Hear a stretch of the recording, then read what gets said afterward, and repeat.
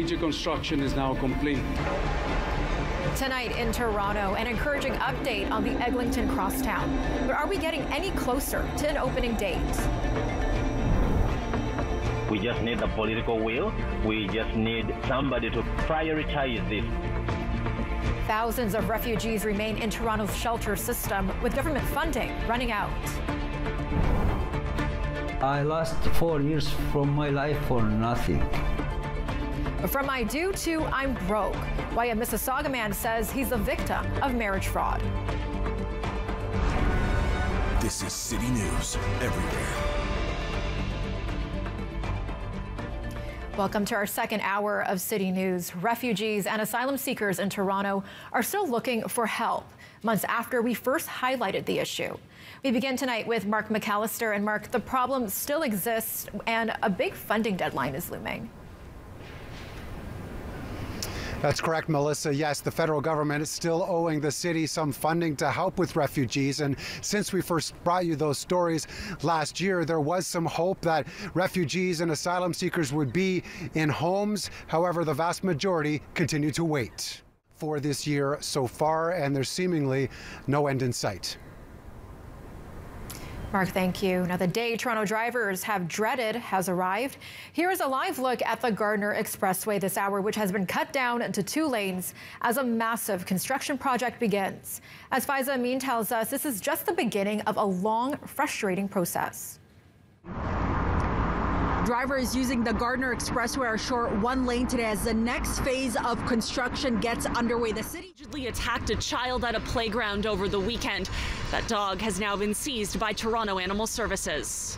38-year-old Patricia Ciarek of Toronto appeared from custody via Zoom at the Finch Avenue courthouse, charged with criminal negligence causing bodily harm, failure to prevent a dog from biting or attacking, dog bite to a person, allowing a dog to run at large, and failure to ensure a dangerous dog is muzzled at all times when off the owner's property. It's unclear if the dog was already... Mackie, City News. It's Kyle Hawking in Scarborough. We're over St. Clair and Pharmacy. That's just east of Victoria Park, where the traffic lights are out. They were flashing red a little while ago, but hydro crews on the scene have cut the power now, it looks like, to fix the issue before they get the lights back on. Now, as you know, you are supposed to treat this as an always stop. But as you'll see as we continue focusing on this intersection, not everybody does that. So whenever you go through an intersection like this, you have to have your wits about you.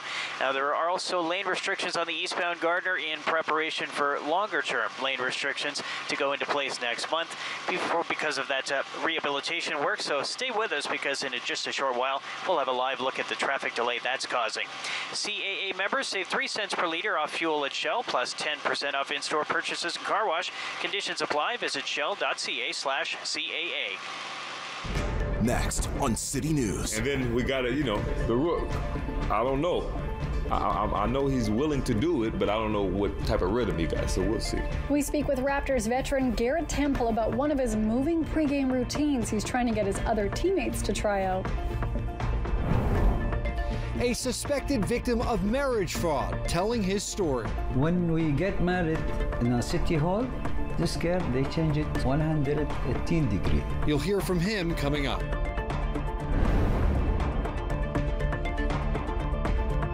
Thinking about his diabetes.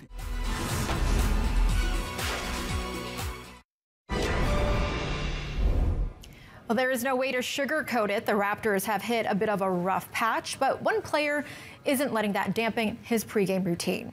Let's bring in our Lindsay Dunn, who's live for us at Scotiabank Arena. And Lindsay, how are the players feeling going into tonight's game? They're optimistic going into tonight's game. There's also a lot of fans in the arena already ahead of their game against the Brooklyn Nets because, hey, there's only 11 games left in the Toronto Raptors regular season. They're going into tonight's game on a 10-game losing streak, hoping to avoid making it 11. And Chief Meteorologist Natasha Ramsahai joins us now. And Natasha, we are talking baseball, and of course that is a sure sign of spring, but are there any actual signs that spring is in our forecast? Now, do you mean spring in Miami or you mean spring in Canada? Because well, it's always spring in Miami, I think, but Let's talk about Toronto. Hopefully spring sometime soon. I know, because you know spring in Toronto also can mean snow. On average, it's sort of climatologically speaking, could see 5-6 centimeters of snow throughout the month of April. That's kind of like the average. We don't see any snow in the forecast, though, as we go into the next 2 to 3 weeks. Temperatures are going to be running mild enough that it's not snow, but it's rather rain that we have in the forecast. And that's incoming starting around lunch tomorrow. So we're not going to be into this full out sunshine that we got today, although temperatures are still going to be mild. Now we're 8 degrees right now, but look at those temps in Niagara Falls, in Windsor, in Sarnia, mid to high teen temperatures right now. And part of that is because of the sunshine that's over us. High pressure kept us nice and dry today. Not tomorrow, though. That's a Colorado. Now into Ontario, northern Ontario, the target for some snow, which has been going all afternoon. The darker the blue, the more intense the snow. And that snow is going to continue. Some areas could see anywhere from 25 to 50 centimeters of snow by Tuesday night. So yeah, they are getting hammered with that snow. For us, the morning commute is nice and dry. You don't need to set your alarm earlier, but through the afternoon, plan for some extra travel time, including the drive home. Like, it's bad enough that the Gardner has lost a lane, but now we're going to drop some rain onto those roads and make them wet tomorrow afternoon. And we'll have some on and off showers continuing through tomorrow night. There's still a lot of cloud on Wednesday, and while we may squeeze out a couple of raindrops, it's later in the day that cloud cover will start to break up, so we may get some sunny breaks in there. All told, though, like, it's not a washout. It's about 5 to 10 millimeters of rain with a couple of spots up to 15, little pockets of 15 millimeters. All right, there's your forecast for tomorrow. So yes, you need the umbrella. Yes, we're slightly above seasonal. Yes, you may even need some sunglasses for the first couple of hours of the morning. Now, it's going to be mild as we head through the rest of the week, at least during the day, but morning wind chills are going to be a factor. I'll tell you how cold it's going to feel coming up. Next on City News. And you know, if politicians don't want to look shady, then they need to stop doing shady things like this. Taxpayers outraged over a plan that would mean dozens of MPs qualify for their pensions early. That's not reasonable. The United Nations' most powerful body passes its first resolution calling for a ceasefire in Gaza. Abstention. Why the U.S. abstained and how Israel is responding.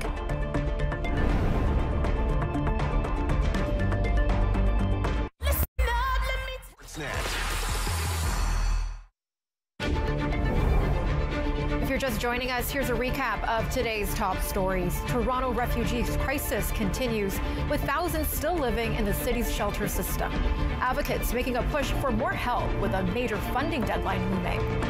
Downtown drivers are facing a new obstacle. The Gardner is now down as the city tries to salvage the aging expressway. Officials say restrictions will last for 3 years. And Ontario is extending its gas tax cut until the end of the year, saving drivers 5.7 cents a litre.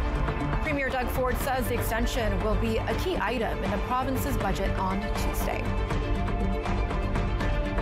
And we always have the stories on our website and our streaming service, City News 24/7.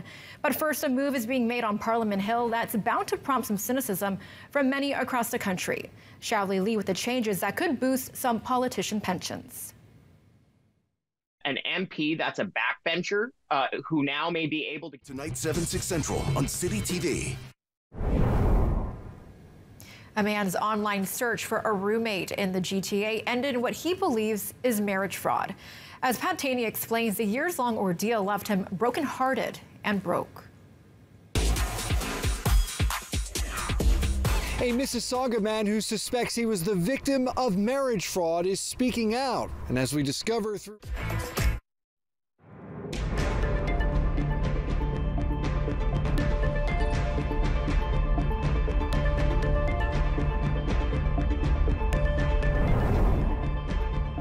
I love that reminder because I forgot that The Bachelor's on tonight at 8. All right, looking down at our studios here at Yonge Dundas, we've got clear conditions, dry conditions. If you've got errands to run this evening, this is the time to do it, because by this time tomorrow, we'll be talking about rain. And it's just rain. It's light rain, but it's enough to slow things down out on the roadways. And, you know, it's just damp out there tomorrow. But right now, it's 8 degrees, and we've got that sunshine. Thanks to high pressure, it kept us sunny all day.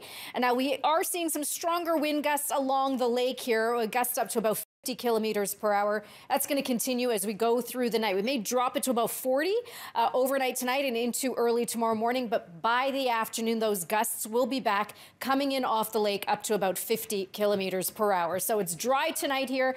We are also still staying above seasonal, even at nighttime for the next 2 nights. Tonight's low is like 4 degrees. The wind is going to be accompanied with rain, and it all starts right around the lunch hour, give or take an hour, 5 to 10 millimeters coming. And then we've got some chilly mornings to show you as we head towards the rest of the week. Colorado low, by the way. It is heading sort of south to north, right? So it stayed away from us today, but that's the rain that's coming for us tomorrow. And it is going to be rain, not snow, because our temperature is running well above seasonal. It's 8 degrees in Ottawa. We're kind of usually at around 6-ish for this time of year. It hit 17, 18 degrees in Niagara Falls today. It's not going to be as warm there tomorrow. We've got double digits, though, coming on Wednesday. So these are the forecast highs over the next 10 days, all of them staying at or above seasonal. And like I said, it's going to be warm enough to keep it as rain, any system that comes in. Future feel-like temperature, though. So starting Thursday morning, we're back to wind chills around -4 to -6. And this is going to be Thursday, Friday, and Saturday morning. So make sure you've got layers on those days. And colder air will be confined in through northwestern Ontario. But it's not all-day rain tomorrow. Again, it starts around lunch, like 11 a.m., 12 a.m. It's going to go through the afternoon and through the drive home, and then on and off through the evening hours. But because of the cloud, because of the rain, it won't be quite as warm down in Niagara Falls. Still 11 degrees, though. It'll be double digits. But those overnight lows right there dropping just below the freezing mark here Wednesday night, Thursday night, Friday night. The weekend at this point is looking to stay dry.